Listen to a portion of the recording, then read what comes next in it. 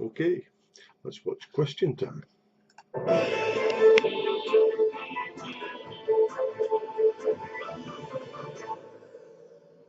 And welcome to you listening, watching, to our audience here, of course, and to our panel.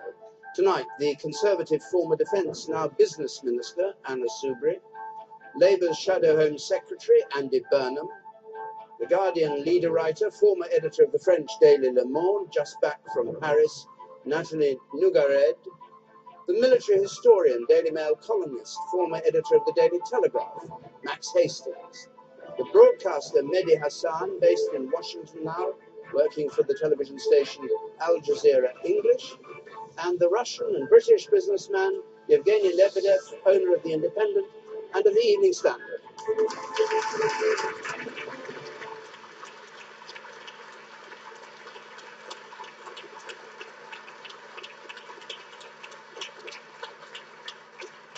Thank you very much. And as ever, of course, at home, if you want to text or tweet, comment on the programme, our hashtag BBCQT, you can follow us at BBC Question Time.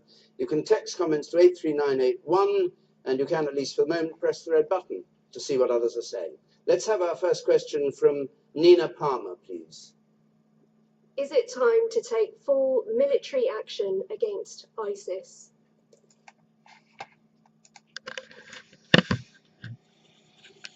I'll just type that question into my mind map. Is it time to take military action on ISIS? I know she said full, but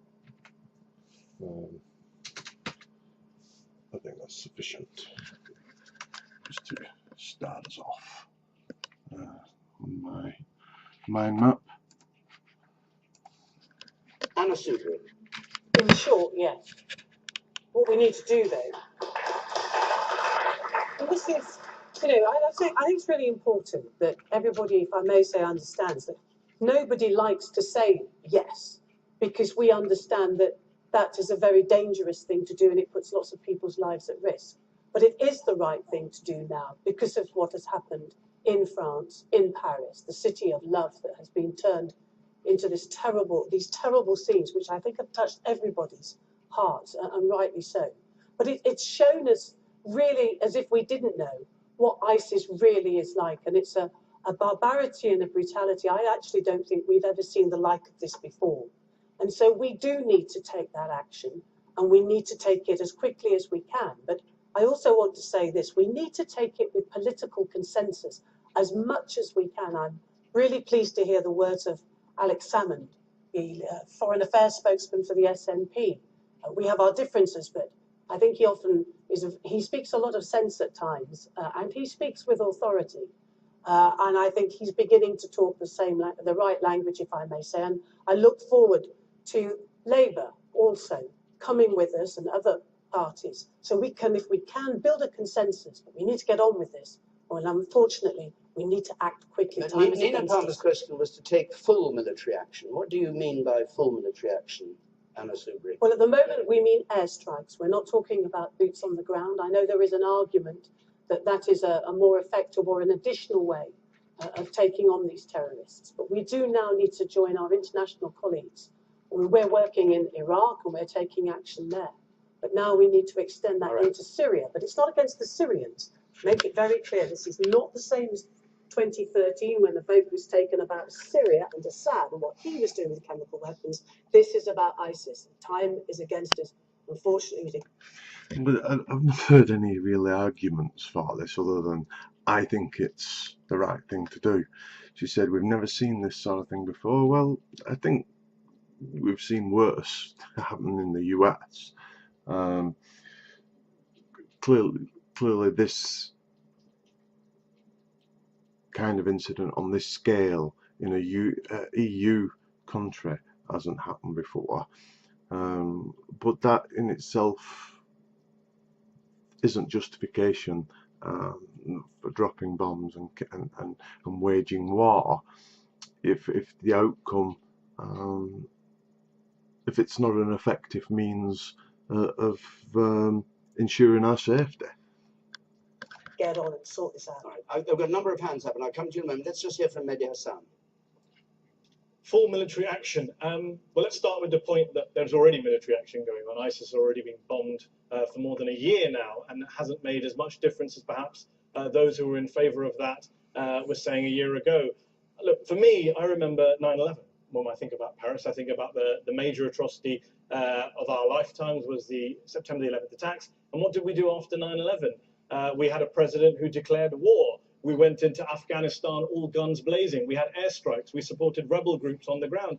And we toppled the ISIS of 2001, the Taliban, horrific regime. And we patted ourselves on the back. And 14 years later, we're still stuck in Afghanistan, fighting a brutal Taliban insurgency. We're still fighting terrorists across the world. Who today believes that the world is any safer today than it was on September the 12th, 2001? In fact, I think he gets a lot of applause there, but I think every time you hear the phrase "war on," yeah, war on drugs, war on terror, you know it's just some politically motivated need to sound like you're tough on crime and tough on this, and the whole system of politics and democracy as we run it is broken in this respect. The fact that presenters open up saying the world has changed, that bit seemed to be missed, and the media set the agenda and don't even, as I hope to better present and demonstrate in the tax credits debates, which I'm formulating, that the media the need for the presenter to feel like, rather than tackling the issues, he's got to be not to be boring, he's got to be entertaining, he's got to be seen to be grilling and giving them a hard time with dichotomous questions and trying to force them to answer a dichotomous question when really what needs to be discussed is the broader topic. You know, it's all a facade of debate and a facade of dealing with the issues when in truth we're not really thinking about them clearly.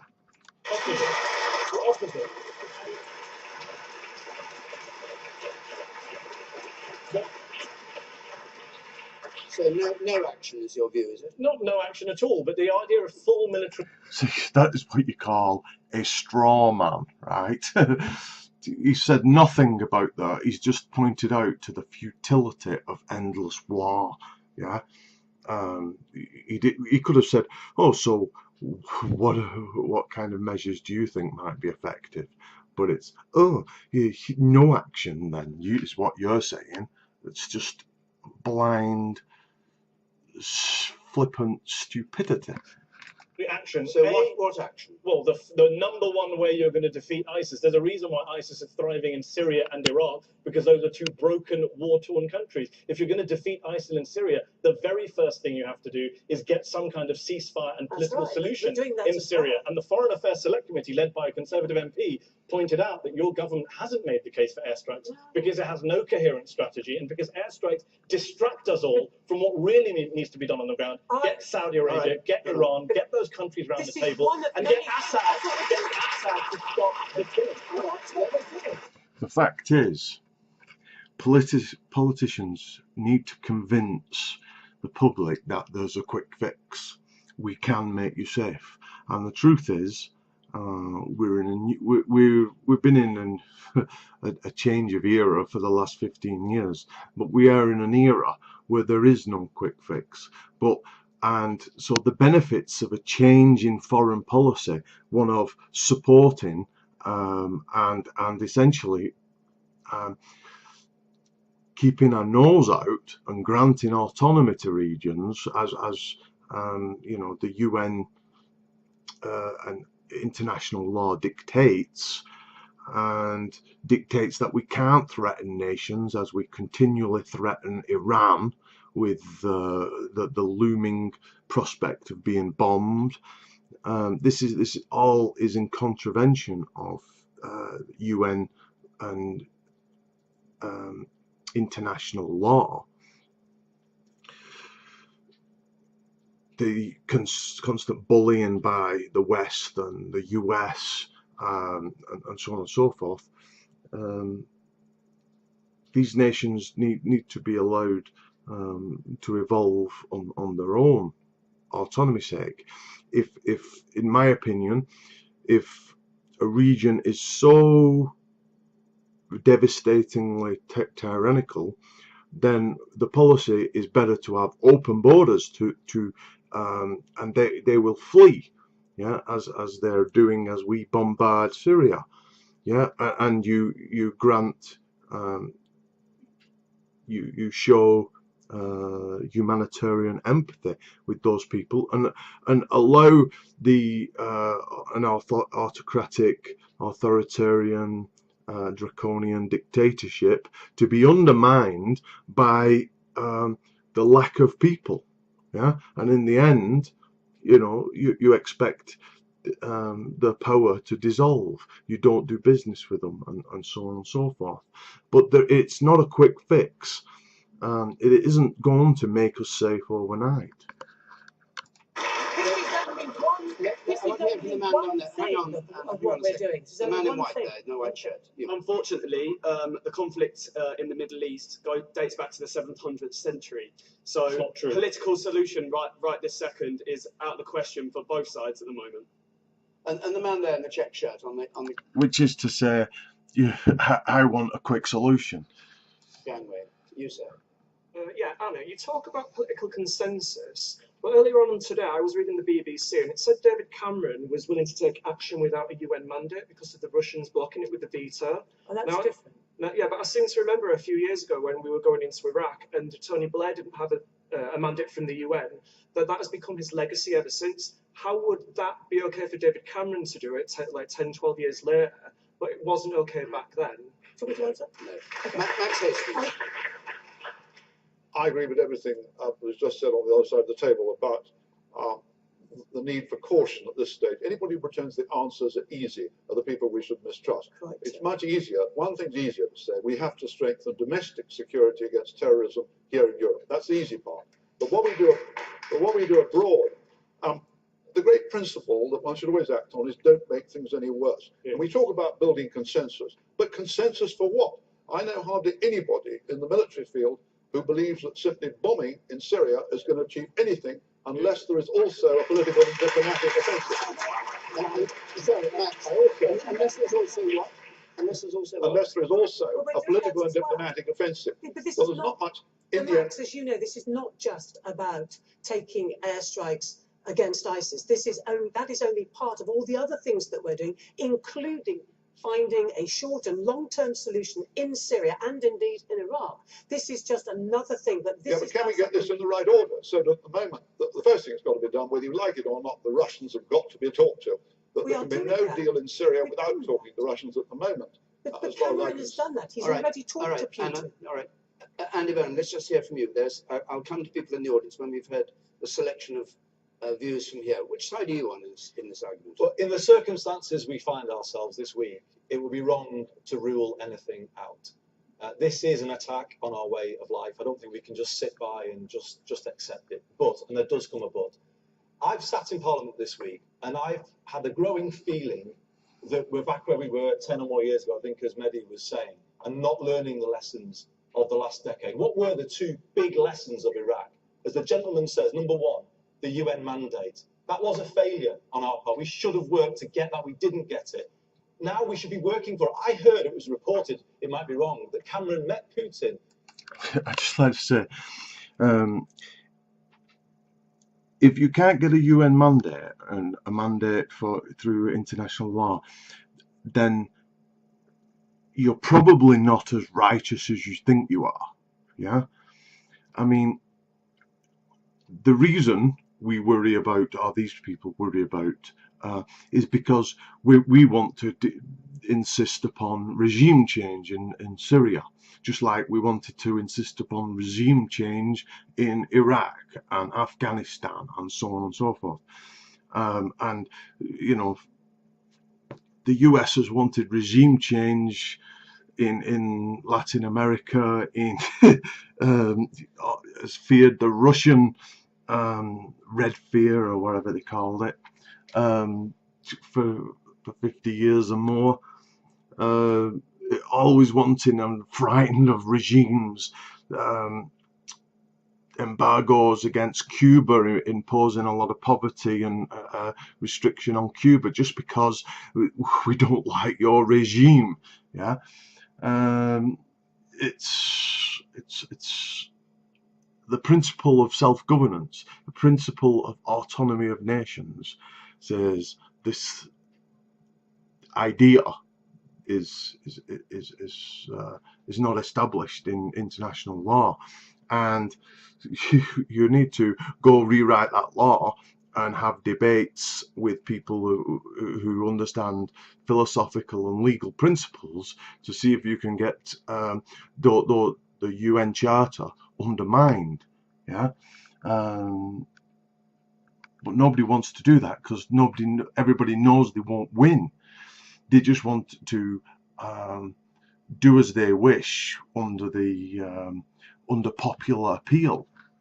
In Vienna last week, but didn't once raise the question of the UN. Now, we need to see evidence that he wants to get that UN mandate, because you need to build consensus here. You need to build solidarity to take on this question. And he should be working hard to get that UN mandate. Are you saying it wouldn't be legitimate unless he got the UN mandate? Because in the House of Commons he said it would be desirable, but made clear it wasn't an essential qualification. I think that you'd have to look at the circumstances. If it was unachievable, we've got 4 of the 5 permanent members now involved in some way, either doing airstrikes in one country or both. So the circumstances are building, and we've had progress with Russia. But the second question is this, and it's an important one.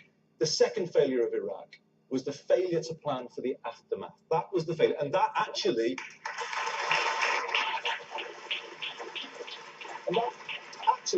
let's be honest, and I'm speaking as somebody who voted for that intervention, that failure to plan led to the conditions that we see. And what you're really saying, let me just finish the point.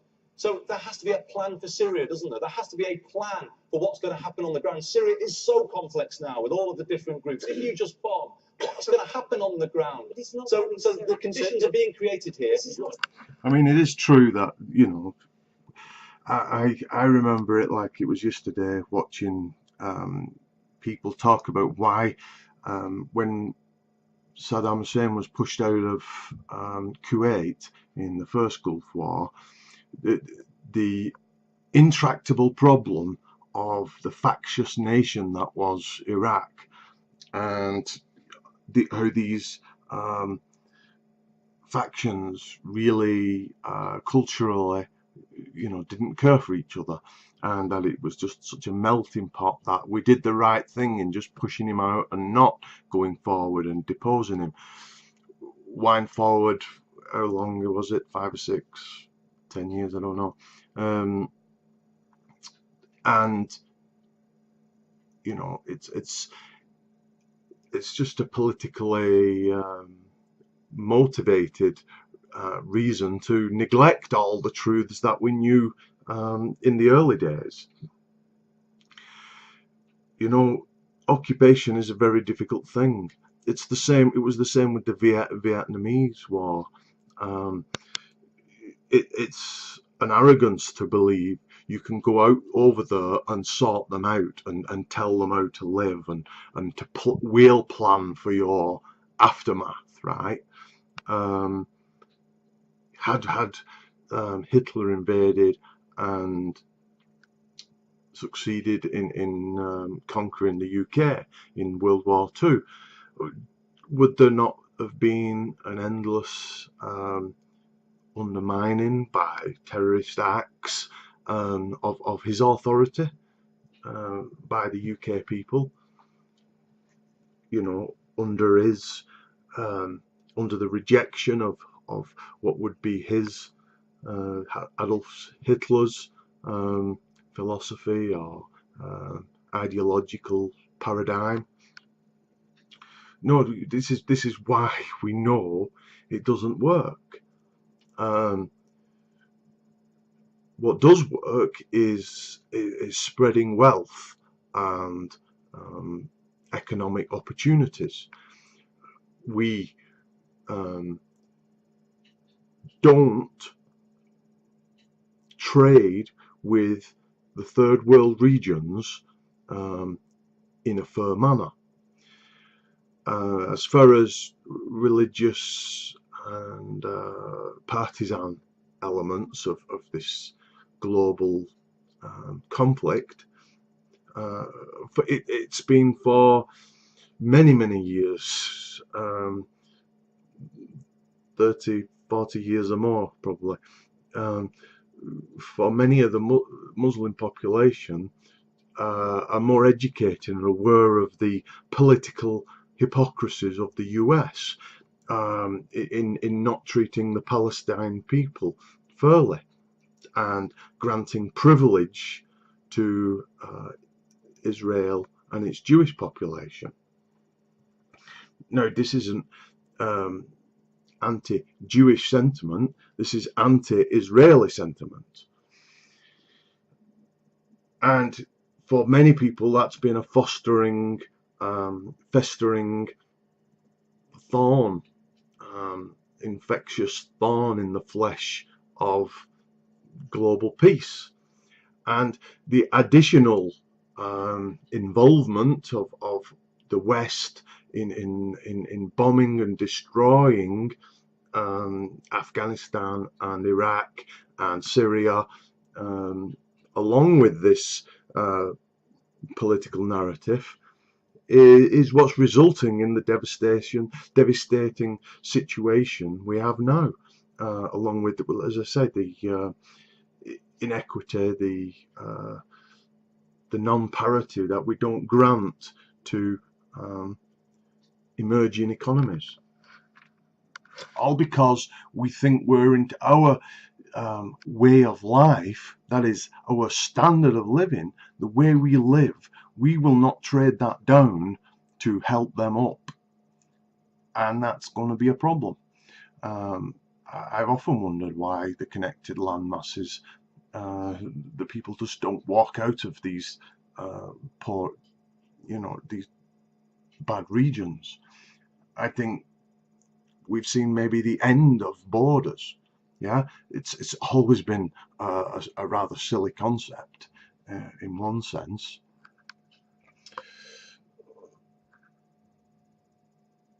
But it's a dangerous thing to arbitrarily decree that we have the end of the borders and we can go marching, policing the world in disregard of respect of autonomy of nations and cultures. For a plan for Syria, and the Prime Minister must present that plan that has international backing, so that if there is to be action, there is then a plan for the future of Syria. Right, that's just really political posturing. Yeah, trying to just niggle the government. Yeah, his plan is we're going to bomb and we're going to do security. I think the government has a plan and is formulating plans. It's the plans that are fundamentally a worry, not. It's pointless to try and score this point because clearly the plan isn't good enough. It seems someone in the Labour Party would be quite happy to bomb, and if there were other plans, we're going to bomb and then we're going to grant, trillions of state aid or something. I don't know. Clarify this, Andy. So the idea that British warplanes, which already bomb in Iraq, cannot cross over the phony border into Syria, you would oppose them doing that. You'd oppose any extension of air power unless there was UN agreement on the future of Syria and all these other things. I didn't quite say that. Well, can you clarify what you did say? I want to see the Prime Minister straining every sinew to get that UN backing. And I'm saying tonight that looks possible now, given the progress with Russia and given the fact that members of the Security Council most of them are now committed one way or another. It looks possible. He should be prioritising that, not just saying it'd be nice to have if we could get it. He needs to get that UN mandate, because if he gets it, we'll be in a much stronger position going forward. Okay, now, I mean, to not obtain a UN resolution is bad, but getting it would be the wrong thing also. I mean, these things can be negotiated by tit for tat, like, oh, we'll just give us this backing and we'll turn a blind eye to what you want to do in this region of the world, and there's lots of trading can be done to negotiate these things.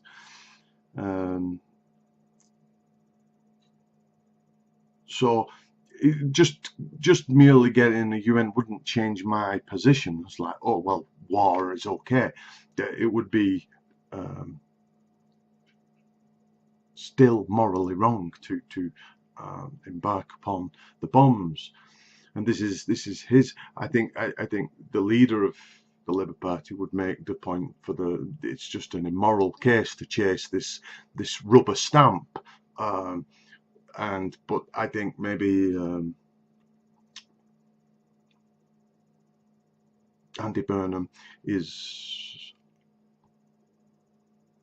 more inclined to see war and dropping bombs as a means to resolving our problems. yes. Can I say about the UN mandate? We all know that for the 4 years that the Syrian civil war has been going on for, Russia has presented 3 times its veto in the UN Security Council, blocking that UN mandate. And now Russia will, I think, only agree to a resolution if the text of that resolution says that Assad, the Syrian president who's had his army bombing civilians for 4 years now and creating a huge human toll, he's responsible for the we do that. we bomb and created huge civilian tolls. There are two sides to there are accusations of chemically bombing and stuff, which seem rather lame, and there's argument says it wasn't Assad, that he invited the inspectors over, and the very same week, a few days while they were over, he decided to then do chemical attacks. I think the counter argument which says it wasn't Assad, and I've heard sources say that some investigators have said no, it was the other guys who've launched these chemical weapons or whatever.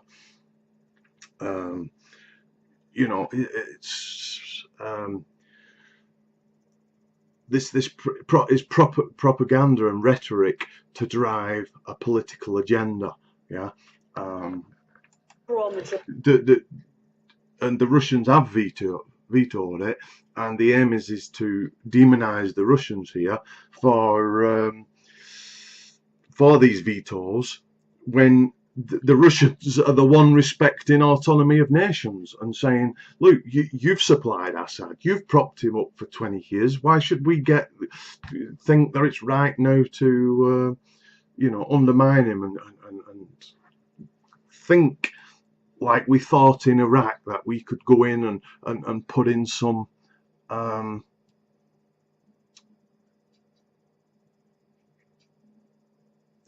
palatable puppet political establishment that suits us. What went on with Iraq, and you can't help think that there's the military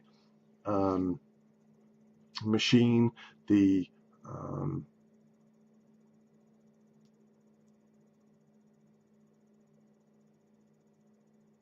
military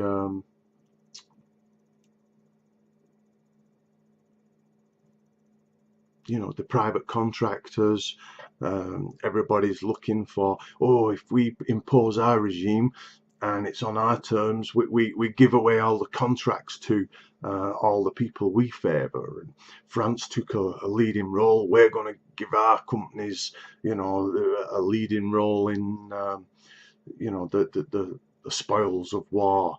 Yeah, good. This is what happened in Iraq, isn't it? And Afghanistan. Of the 250 or to 3,000 people who've been killed. Sorry, yeah, the word I was looking for as well earlier, lobbyists, yeah? They're all these self-interested groups. I mean, and the politicians are self-interested because they think they need to appear strong, and it's the need and yearning and wanting to keep power, yeah, and delivering strength to their people. That is their vested interest. In the background, you have these lobbyists, military lobbyists, self-interested groups who want to, you know, profit from the rebuilding of the mess we create.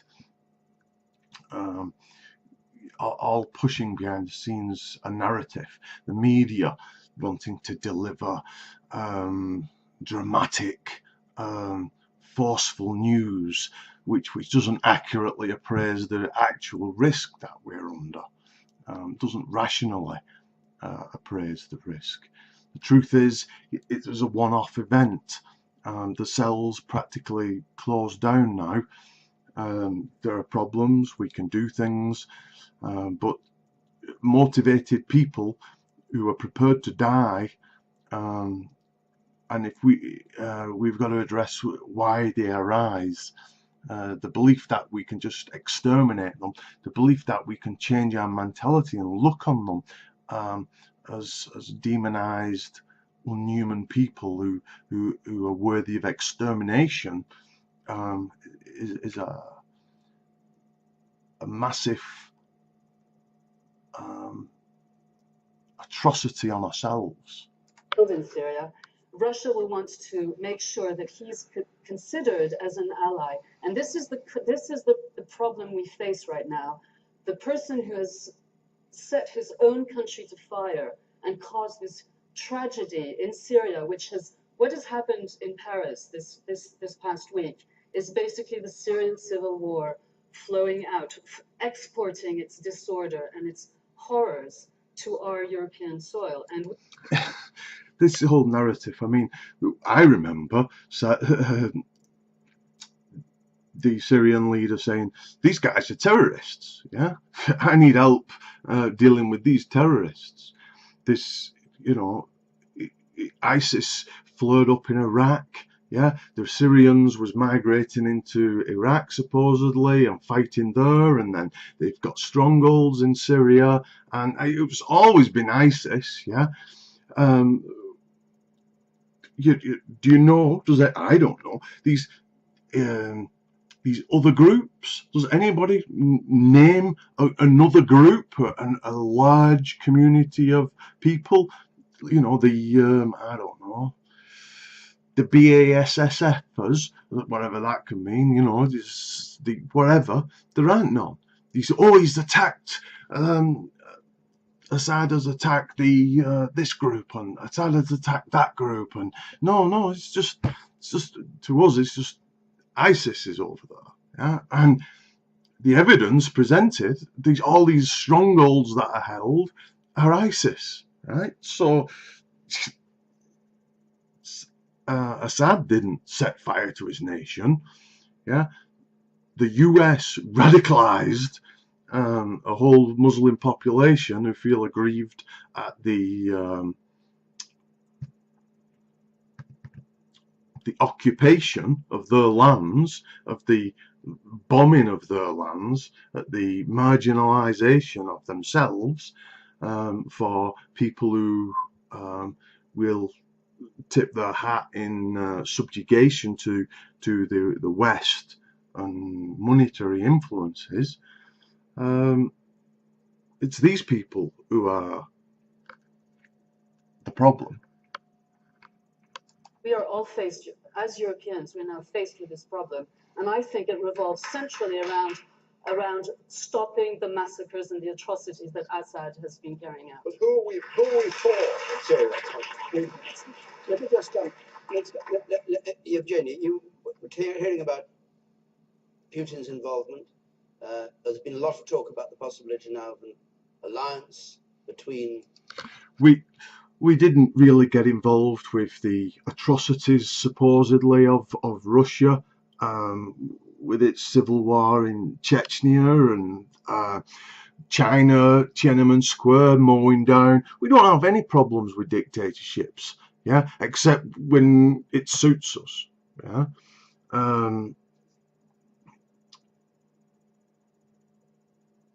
We ourselves bombing and killing, millions and spending trillions upon trillions, probably about $6 trillion and more. That's probably 10 trillion. Stiglitz wrote a book saying that the 3 trillion war, and he didn't want to sound too, he wanted to be really confident in this figure. This was a respectable figure, and he says he could have easily doubled that as the figures as time has wore on, and demonstrated the cost of these wars. This could eradicate famine and poverty and cancel all the debt of the African nations. This is just perpetual propping up of not our way of life, but the system which is our way of life. And our way of life, in terms of the system, is fundamentally flawed and largely wrong. Countries in Europe, which I very much hope will be achieved very, very soon, because I think it's absolutely crucial that we work together to defeat something that I truly believe is the biggest threat humanity is facing so far in the 21st century. When I read about ISIS first time at the beginning of Islamic State, the formation of the Islamic State, and the potential threat that I saw it would be posing to our way of life, because their whole culture, their whole way of living, and the whole premise on which they exist is to fight against our way of life. The aim of the caliphate is to spread the caliphate across all the world's Muslims and to spread Islam across the world.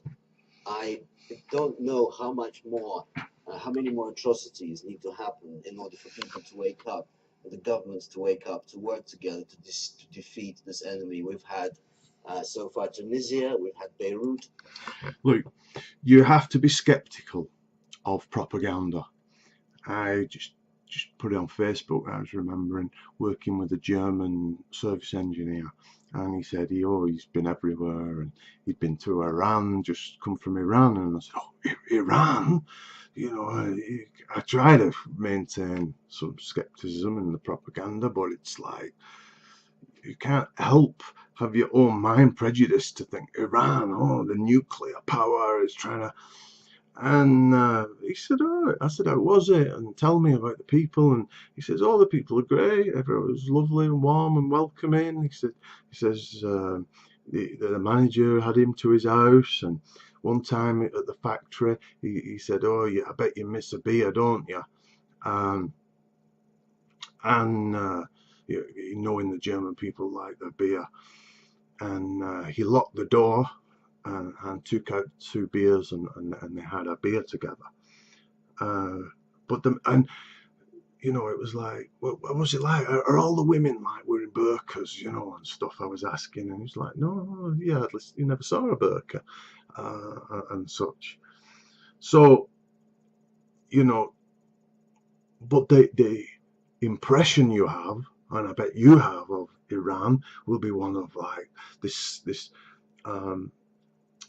state that wants to wipe off Israel off the map and nuclear wipe it out. Yeah, but even that, if you just do the barest YouTube and Google searches, was a blatant lie and misrepresentation of what was said about Israel.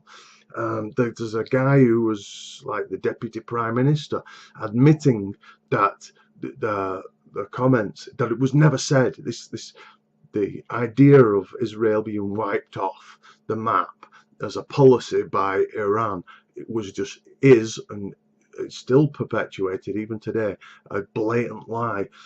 You know, so you watch 1984, the old one I've just been watching, where there's an endless war and you're endlessly told these are the enemy and they're committing the most barbaric atrocities. Yeah, this is, you have to be able to recognize propaganda when you're seeing it, and don't take it from your political leaders when they just sit spouting there. You know, you have to have known that you have you fully understand the context of the situation, and if you don't understand that, and you don't understand how the evidence has come and the origins of it, and also in the context of your own actions that you've supported, when there's calls for you to commit barbarism and bombing of and sanctioning of collateral damage, you have to suspend all your ears to all this propaganda. We've had Turkey, we've had the downing of a Russian plane with 224 innocent civilians, and last weekend we had Paris. These things aren't denied. Clearly, they're not denied. The shootings in Paris. What is denied is the dream world about what can be done about it, the dream world about what it constitutes in the global picture, what the global risk is, what the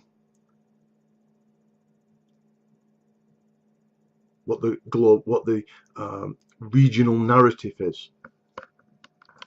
I'll just say one. If Putin was bombing ISIS, why did ISIS claim to bring down the Russian plane? Can I just add one more thing? You mentioned 9/11 earlier, and you mentioned Taliban and Al-Qaeda. Al-Qaeda trained and existed on Taliban-controlled Afghanistan land, and the atrocity that was committed on American soil on 9/11 was absolutely outrageous. Now, Islamic State is much more sophisticated than Al-Qaeda was then. Can you just imagine what they're capable of doing? One point, the question that Nina Palmer asked was, says who? How are they more sophisticated? This is people then repeat these kind of things as though they're facts. Yeah, how are they more sophisticated? They're talking about cyber attacks and shit now in the UK, and that's just bollocks. Is it time to take full military action? What military action do you think should be taken and Russia would agree? There is nothing sophisticated about being embroiled in a war and sending people to go and shoot up Paris. There's nothing sophisticated in that. I'm sorry. It's an unsophisticated. What was a sophisticated attack was the 9/11 planning. Yeah, training people as pilots, coordinating it all on the same day, many planes, blah blah blah. And that was sophistication. I think at the moment there's a need for coordinated airstrikes, and I completely agree with Max that airstrikes on their own are not going to solve this. But as I learn and as I speak to actually independent newspaper correspondents who I believe, particularly Patrick Coburn, who I think is one of the greatest. It's a myth, coordinated airstrikes.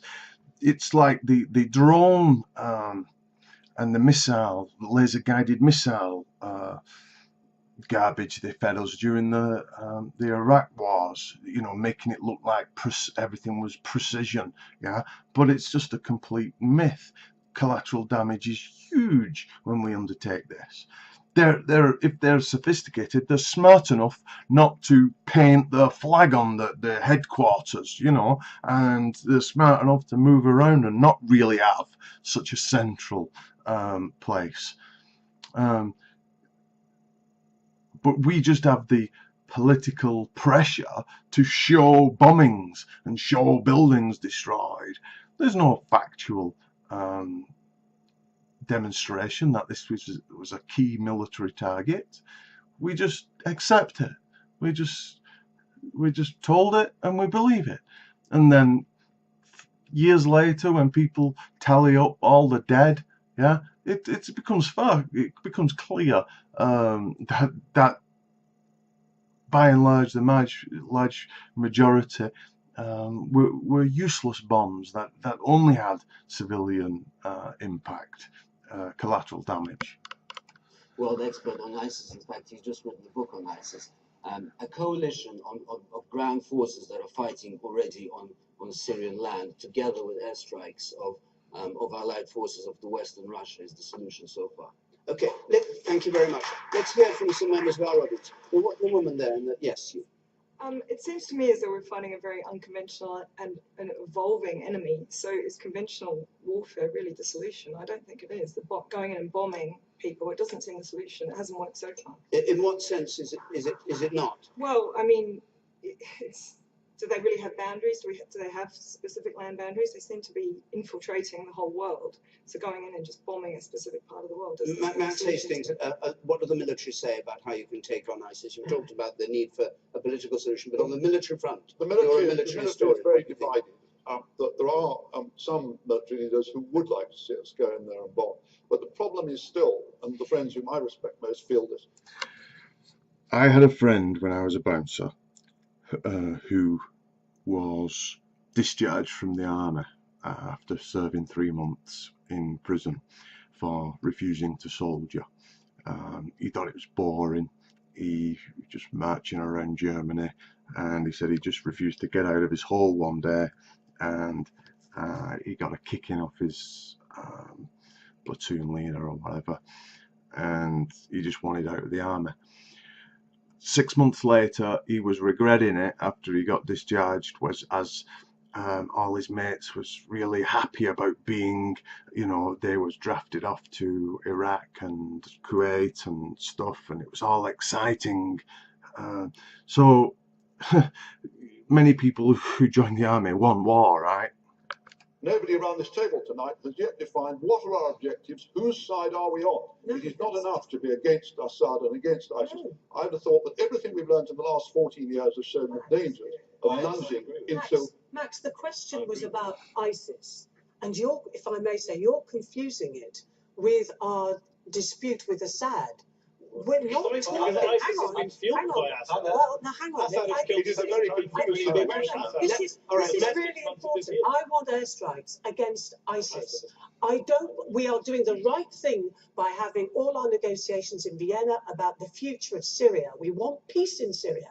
And Assad is part of the short-term but not the long-term solution. But we're doing that as well. We're doing lots of things. This is the one thing that we must now do because of what has happened, particularly in Paris, but also the downing of the jet. I think, Anna, this is now where, is the time to go over the border. This is where there's a problem. The government's argument, I think, has been too simplistic, because you're trying to separate these two things completely. You're trying to say there's ISIL here and then there's Assad and the civil war here. These two things can't be separated in that way. If you were to bomb in Raqqa and around that area, you've then got a very complex situation on the ground because of the civil war, and you just don't know what you're creating on the ground. Have to make a choice. This lady's interrupting a lot, I hope you notice. I did read a comment to that effect on somebody's YouTube of the question time. He says, Anna Subri interrupting a lot or something. And, the select committee said to the government, and it said to the government, you cannot separate these things in the way that you're trying to do, and you've got to answer that as a government before you can expect any concern. All right. Hold it, you two. Hold it, you two. We agree on that. You think you agree? Fine. We agree on Let's hear what our audience think. The man there in spectacles, and now I'll come to you down here in the front. You, sir. Is it not more realistic to talk about engaging ISIS, potentially driving a wedge between the various factions that constitute ISIS, but also the reality surely is not about eliminating ISIS, but a policy of containment, because the idea that they're somehow going to be eliminated from the region, I think, is ridiculous. And what do you mean by containment, and how would it prevent, well, I think the policy, how would it prevent Paris happening? Well, it looks as though the successes that have already been achieved, if we are to believe, is about taking out leaders. It's about taking out the higher echelons of ISIS in an attempt to hold back the movement and hold back the spread of All right. of the And, control. hold on, panel. I want to hear members of our audience, because I think that people watching would like to hear what they have to say. It's obvious that you're very keen to go in and bomb and to have massive military action. Keen or not keen, you think it's now the time to do so.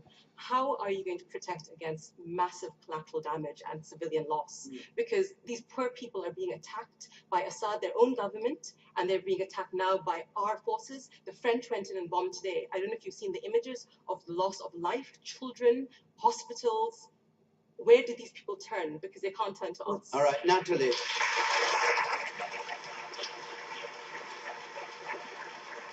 Natalie, President Hollande said France is at war. What's your answer to her?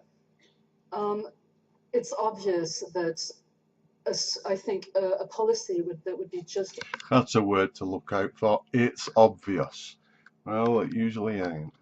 About airstrikes has its obvious limits and its dangers, the ones you just mentioned.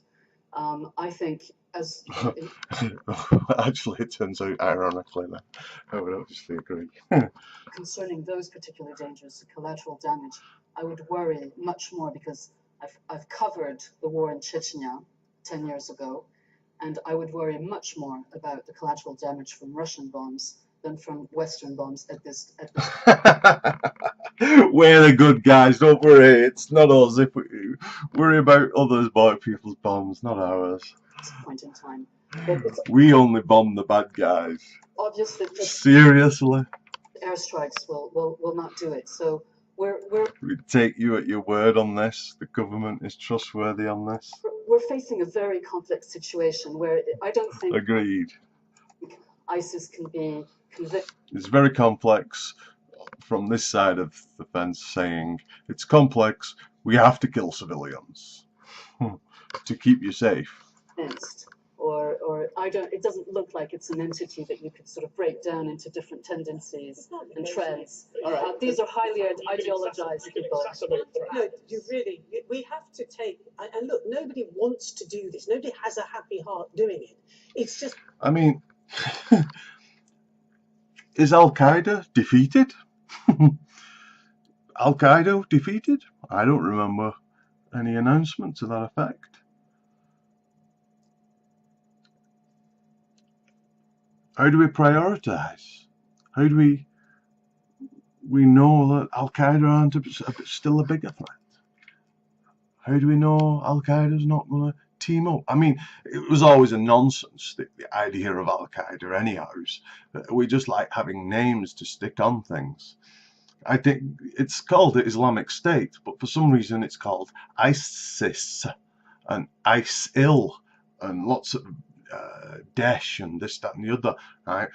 The reason it's called ISIS is because it's or ISIL is just to sell it better. It just sounds better as an enemy.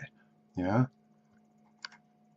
But because of where we are, we can't negotiate with these people. They're beyond reason and almost humanity. See, you know when you demonize, this is the Hitler argument, but this really is the Hitler argument. This isn't just. This is the most worrying thing you can hear out of a human being's mouth is when they start saying these people aren't human. And talking about them in this fashion. And it's with huge regret that we're joining in an entity that you could sort of break down into different tendencies and trends. These are highly ideologized people. No, we have to take, and look, nobody wants to do this. Nobody has a happy heart doing it. It's just that because of where we are, we can't negotiate with these people. They're beyond reason and almost humanity, and it's with huge regret. That's the capability of human beings, is that they can reason. Yeah? And when you say they're beyond reason, you're saying you have to wipe them out. Yeah. The only reason she toned that down is because she knows what a fascist it makes her sound like. We're joining in when others are doing. The woman there with the spectacles, 3 in, and then I'll come to you because you've had your hand up sometime. Yes, you first of all. Hi. Should we not be investigating who is actually funding ISIS? Yes. And who is giving them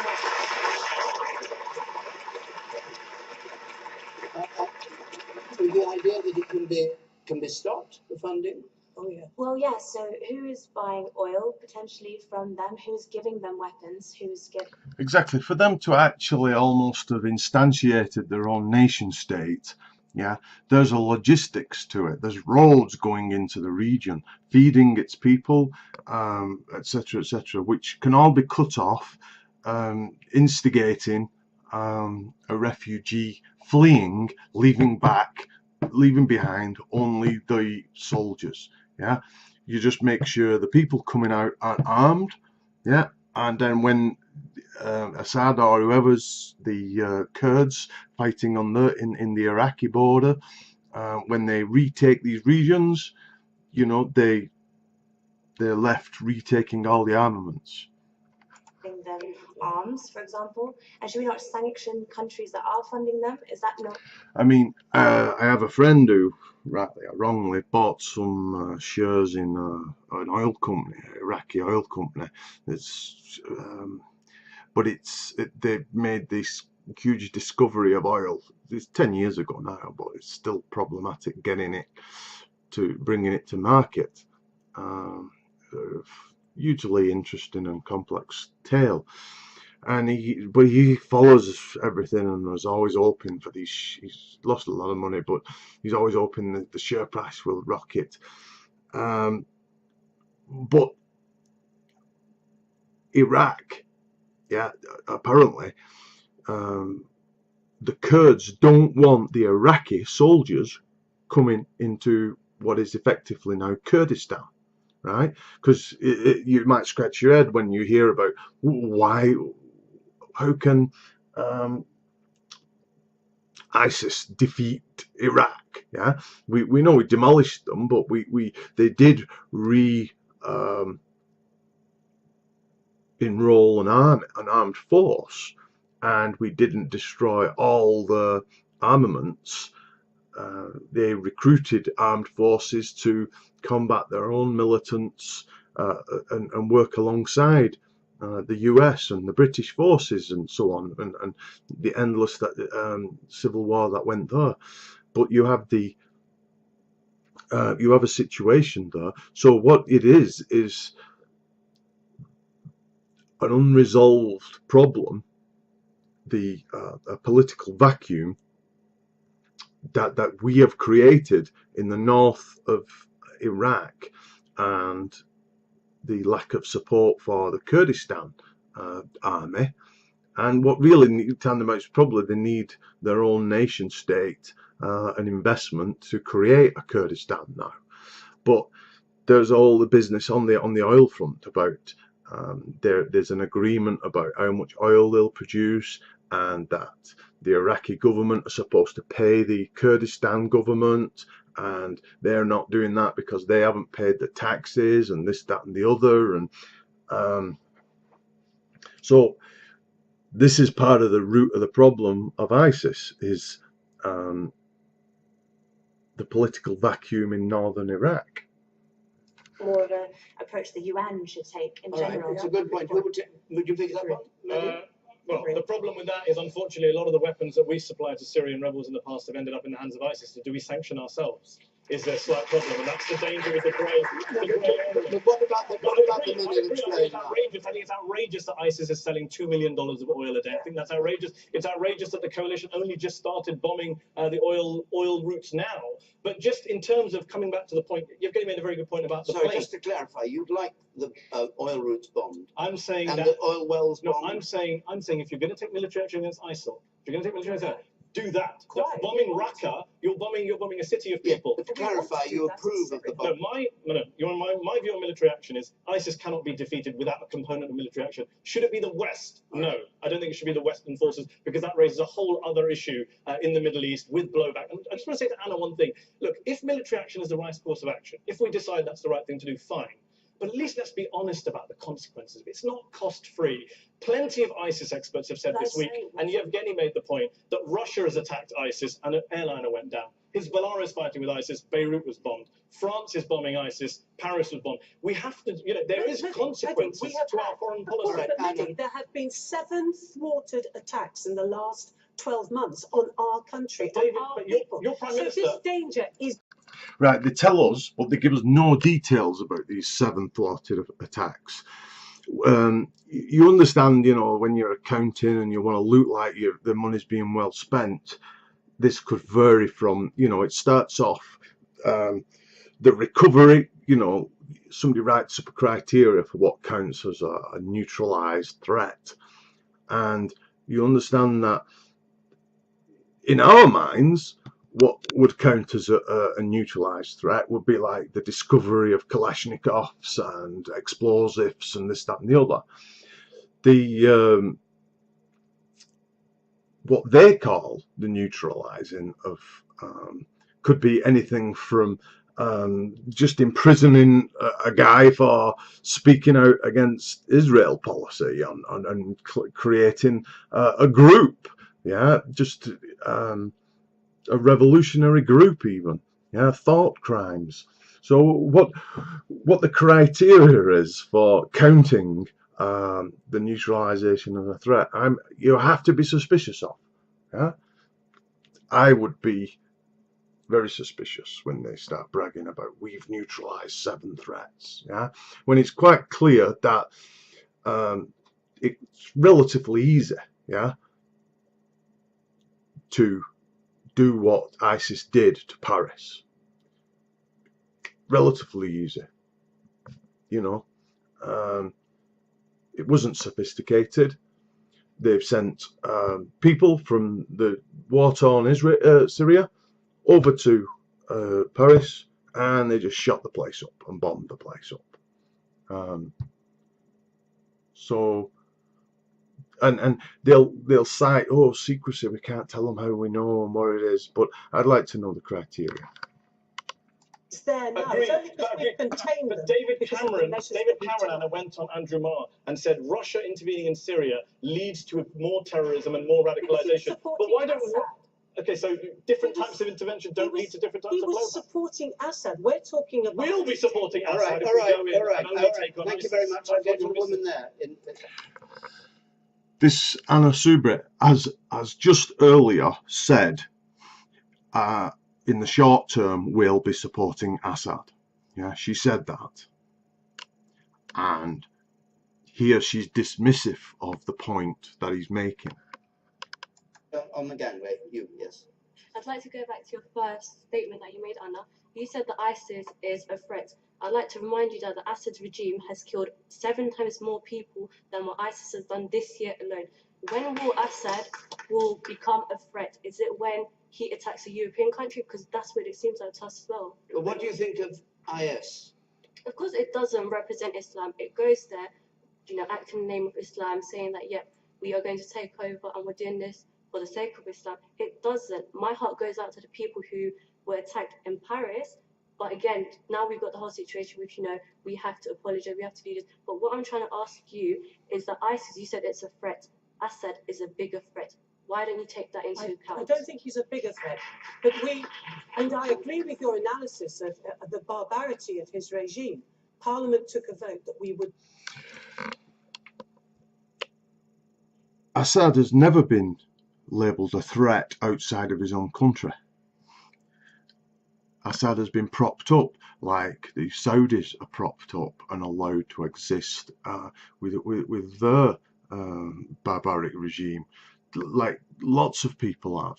Like we sell arms to Libya and this, that and the other. It's not our job to interfere in the autonomy of nations. It's our job to show human empathy and allow civilians who are under that threat to leave and grant them immunity. But we don't want that. We don't want brown people living next to us. We don't want people who want to dress differently and act differently. Our way of life is the right way of life. So we want we want the best of all worlds, right? And we don't get to do that. We don't get to decide how other people live in other countries, and but not let them choose their way of living in our country. Not get involved in that internal civil war against Assad. We are working diplomatically. I think I'll bring this video to a close. You can go and see the rest of this question time video. I'll watch the rest of it. But I'm quite happy that the audience and hopefully the British public will remain